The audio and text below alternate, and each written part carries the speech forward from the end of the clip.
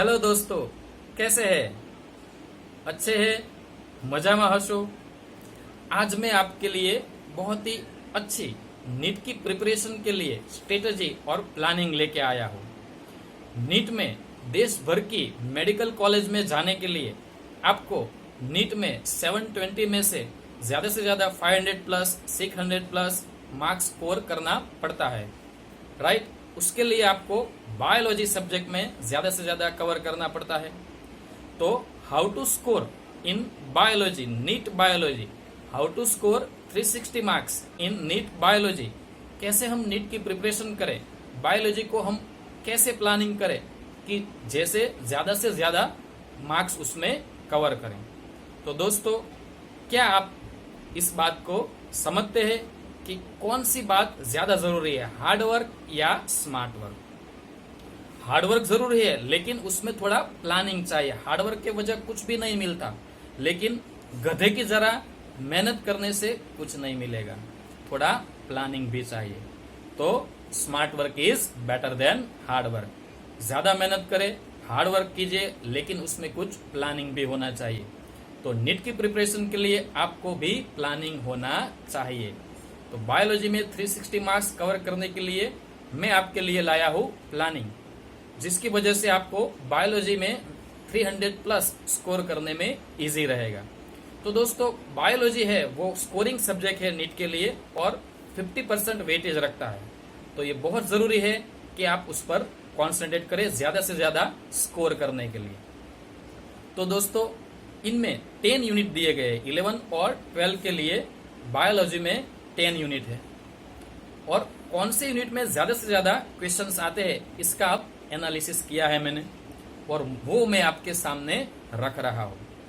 देखिए, सभी यूनिट पढ़ना ज़रूरी है, लेकिन कौन से यूनिट पे ज़्यादा से ज़्यादा कॉन्सेंट्रेट करें कि जिसकी वजह से ज़्यादा क्वेश्चन अटेंड कर सके और कवर कर सके। तो दोस्तों, 10 यूनिट में से पहला यूनिट है वो है क्लासिफिकेशन वाला, द लिविंग वर्ड वाला यूनिट।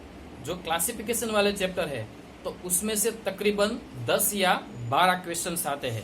ओके, तो ज़्यादा अच्छी तरह से एनसीईआरटी टॉपिक पे और एनसीईआरटी एग्जाम्पल पर इस टॉपिक में, इस यूनिट में कॉन्सेंट्रेट कीजिए, और 10 से 12 क्वेश्चन साइमल्टेनियसली इसमें आते हैं।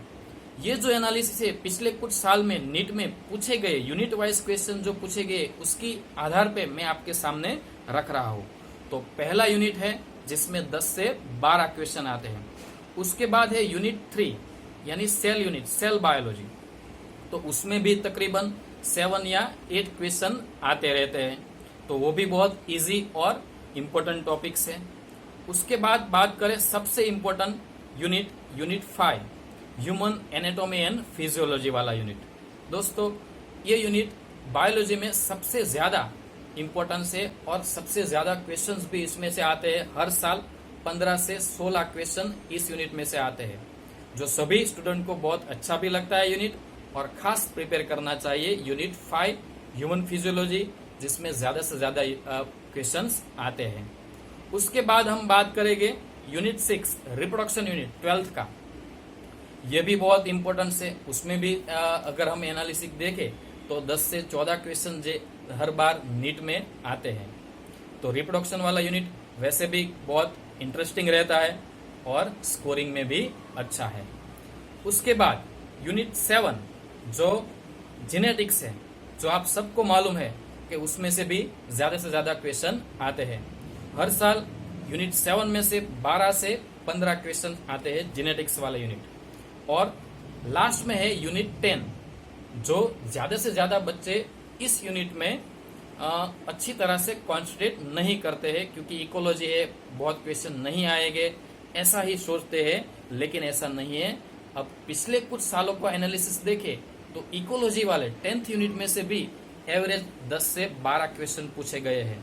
तो दोस्तों, ये सभी यूनिट है जिसको आपको पहले पढ़ना है, राइट। सभी यूनिट की प्रिपरेशन करनी पड़ेगी, तभी हम 300 प्लस 360 मार्क्स कवर कर सकेंगे। लेकिन हमारा प्लानिंग नीट प्रिपरेशन के लिए यही होना चाहिए कि कौन से यूनिट में से ज़्यादा क्वेश्चन आते हैं वो हम ज़्यादा पढ़ें और उस पर ज़्यादा कॉन्सेंट्रेट करें।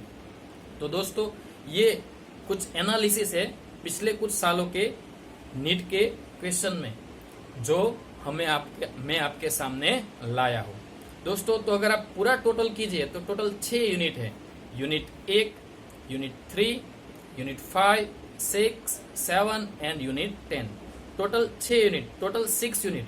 अगर आप उसका पूरा समरी, उसका आपका टोटल करेंगे तो 60 to 65 क्वेश्चन केवल 6 यूनिट में से आते हैं। ये 6 यूनिट जो मैंने आपको बताए, 60 to 65 यानी बायोलॉजी के 90 क्वेश्चन में से 70% जो क्वेश्चन है वो केवल ये 6 यूनिट में से आते हैं।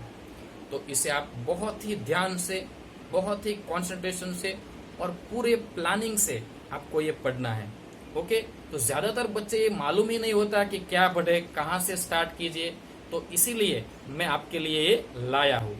अगर आपको कोई दुविधा है तो आप कमेंट बॉक्स में पूछ सकते हैं, कमेंट लिख सकते हैं, तो उसके द्वारा, वीडियो के द्वारा मैं आपके लिए इसका सॉल्यूशन लाऊंगा। ओके दोस्तों, तो प्लानिंग जरूरी है, स्मार्ट वर्क जरूरी है। तो उसके लिए आपको बायोलॉजी में कॉन्सेंट्रेट करने के लिए ये रहा आपका प्लानिंग। ओके, तो ये 6 यूनिट जो यहाँ पे बताए गए हैं उसको पूरी तरह से, बहुत ही शिद्दत से और बहुत ही अच्छी तरह से आपको प्रिपेयर करना होगा। इसकी वजह से आपका 70% बायोलॉजी का जो पेपर है वो इजीली ये 6 यूनिट में ही कवर हो जाएगा। बाकी के 4 यूनिट में से केवल 30% ही आते हैं। तो उसका वेटेज आपको पता चलेगा कि किस यूनिट पे मुझे ज्यादा ध्यान देना है। ओके दोस्तों, तो आई होप ये वीडियो आपको बायोलॉजी को कैसे ज्यादा से ज्यादा स्कोरिंग सब्जेक्ट में कन्वर्ट करे ये समझने में आपको मदद करेगा। अगर आपको कोई दुविधा है, क्वेश्चन है, तो कमेंट बॉक्स में जरूर लिखिए और इसका हम सॉल्यूशन वीडियो से देंगे। ओके, नेक्स्ट वीडियो के साथ हम फिर मिलेंगे। Okay, till then bye bye and take care.